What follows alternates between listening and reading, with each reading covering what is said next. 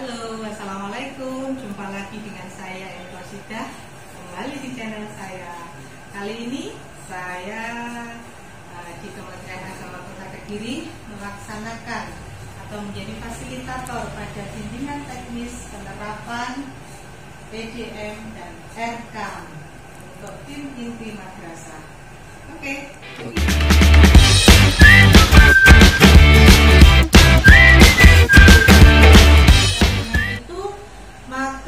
Direncanakan, dilaksanakan dan diawasi, dan penilaian itu penilaian yang otentik terkait dengan perencanaannya mengacu pada silabus yang telah dikembangkan, mengarah pada pencapaian kompetensi, menyusun dokumen rencana dengan lengkap dan sistematis, mendapatkan evaluasi dari kepala madrasah maupun pengawas madrasah.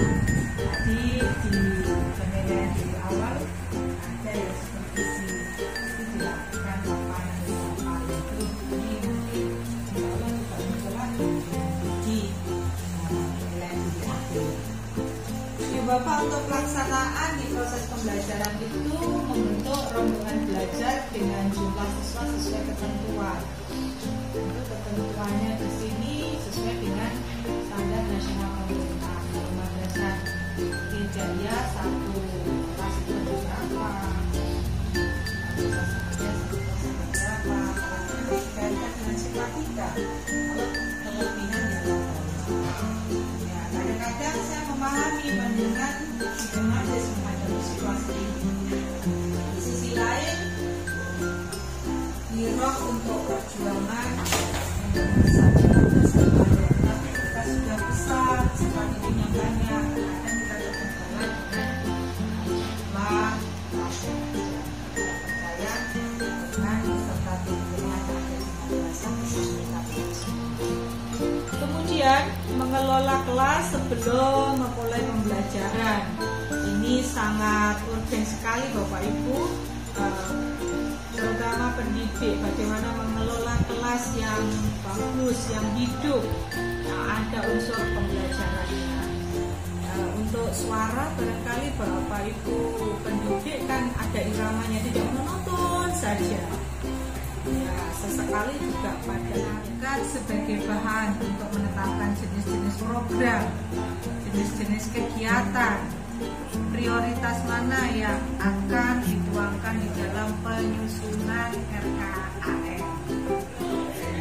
Pelaksanaan dan pemanfaatan EDM ini diperlukan kebersamaan dan kemauan yang kuat dari kepala madrasah, dari guru, tenaga kependidikan, komite madrasah, siswa, orang tua siswa, untuk bersedia membuka diri atas kekurangan yang masih ada di madrasah. Apa sih manfaat dari EDM atau evaluasi diri madrasah itu? Agar kita bisa mengetahui tingkat pencapaian kinerja madrasahnya itu sejauh mana. Juga untuk mengetahui kekuatan, kelemahan, dan tantangan yang dimiliki oleh madrasah. Kita juga bisa mengetahui peluang-peluang apa untuk bisa memperbaiki mutu pendidikan, menilai keberhasilan, dan melakukan penyesuaian program-program yang ada. Dan manfaatnya lain untuk mengetahui jenis kebutuhan yang diperlukan sebagai perbaikan mutu di madrasah, sehingga dapat mengidentifikasi program kegiatan prioritas bagi peningkatan kinerja madrasah, dan yang terpenting lagi sebagai bahan penyusunan dari RKAM, Rencana Kerja Anggaran Madrasah. Itulah manfaatnya EDM, sangat besar sekali.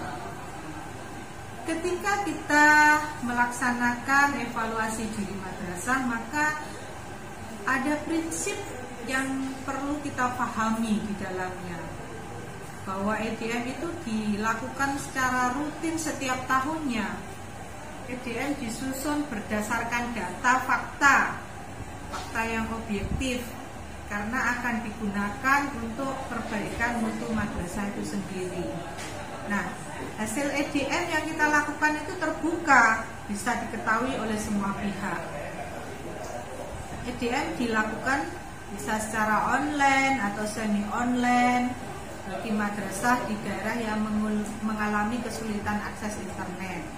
Nah, di-download dulu, kemudian cari tempat yang bagus, diakses kembali, di-upload kembali. Itu prinsipnya. Kemudian ada beberapa tahapan di dalam penyusunan EDM. Beberapa tahapan itu diantaranya terlebih dahulu kita menentukan atau membentuk TPM, tim penjamin mutu madrasah, yang di-SK-kan oleh kepala madrasah. Di sini kepala madrasah itu sebagai penanggung jawab. Sekali lagi bahwa anggaran madrasah mencakup ketiga jenis indikator kinerja. Ada input, ada output, ada outcome. Berikutnya adalah hal-hal penting yang diperhatikan, yang perlu diperhatikan di dalam penganggaran atau anggaran berbasis kinerja. Mengidentifikasi kelompok sasaran program atau kegiatan. Nah, ini diapakan, siapa, apa yang menjadi sasarannya, siapa yang menjadi sasarannya. Misalkan kegiatan yang sasarannya adalah guru, review kurikulum, misalkan penyusunan program kegiatan, penyusunan RK, penyusunan EDM, berarti yang menjadi sasarannya adalah TENDI. Oke. Jadi mengidentifikasi terlebih dahulu kelompok sasaran program kegiatan. Berikutnya adalah mengidentifikasi lokasi kegiatan sehingga target bisa lebih mengarah. Kegiatannya diletakkan di mana? Di madrasah kah? Di hotel? Atau di tempat-tempat yang lain? Kegiatan itu harus relevan dengan tupoksi, tugas pokok dan fungsi kita yang berada di madrasah, sehingga kegiatan itu tidak keluar dari fungsi kita sebagai pengelola madrasah. Tentu kegiatannya seputar 8 standar nasional pendidikan. Kemudian menggunakan metode 4 kuadran, Bapak Ibu. 4 kuadran. Apa sih metode 4 kuadran itu? Nanti kita pending dulu. Kita lihat video berikut.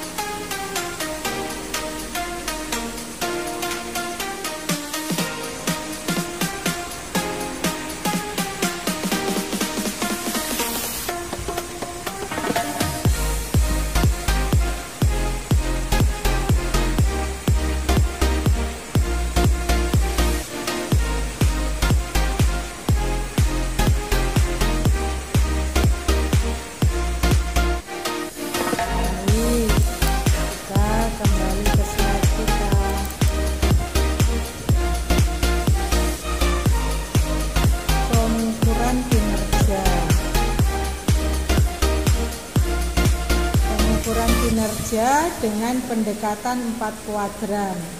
Seperti ini tampilannya, bahwa pengukuran kinerja itu menyangkut kuantitas dan kualitas.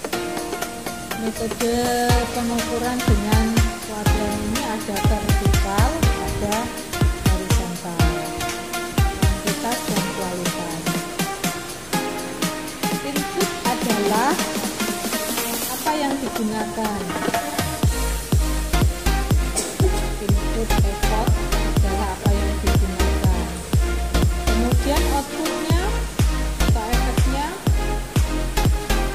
dari horizontal ini, apa yang dihasilkan dari kegiatan itu, apa yang digunakan, apa yang dihasilkan.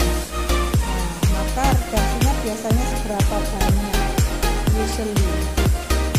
Kemudian seberapa baik kegiatan itu berimbas atau berefek kepada program yang ada, sehingga pengukuran dengan metode kuadran ini, 4 kuadran ini dibutuhkan.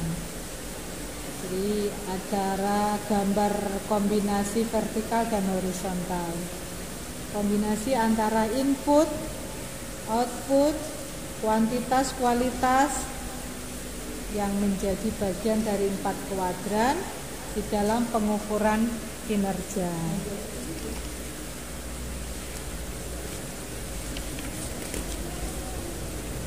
Bapak Ibu yang saya hormati, ini apa yang digunakan pengukuran kinerja itu. Inputnya apa yang digunakan? Apa yang digunakan itu bahasa ekonominya effort, terkait dengan kuantitas, kualitas, akan menghasilkan efek. Efek itu apa yang akan dihasilkan. Jadi 4 kuadran itu gambarannya kombinasi antara input, output, kuantitas, kualitas. Di kuadran 1 warna oranye ini, berapa banyak pelayanan yang disediakan, mengidentifikasi input terkait dengan kuantitas. Ini kuadran pertama. Kuadran kedua yang atas warna kuning ini, berapa baik pelayanan yang disediakan terkait dengan identifikasi input 1. Kuadran ketiga di oranye yang di bawahnya, berapa banyak efek atau perubahan yang dihasilkan terkait dengan output. Yang terakhir, kuadran keempat, apa kualitas efek atau perubahan yang dihasilkan jika kita mengidentifikasi dari output. Jadi mengidentifikasi input sampai pada kualitas, jangan hanya pada sumber dana saja. Pokoknya memprogram kegiatan gitu tanpa dievaluasi apa hasil yang didapat dari program itu. Sangat penting itu Bapak Ibu. Ternyata tidak semua pengukuran kinerja itu sebanding. Yang kuadran 1 itu sederhana, tahapan paling sederhana di antara 4 kuadran ini. Ke kuadran yang kedua itu yang meningkat, sederhana ke yang cukup. Kemudian kuadran ketiga ini baik. Nah, yang sempurna, yang paling lengkap itu adalah di kuadran keempat ini. Lengkap, paling tepat pengukurannya. Seperti halnya di indikator EJM itu. Ada tingkat 1, 2, 3, dan 4. Mas Wicat live stream.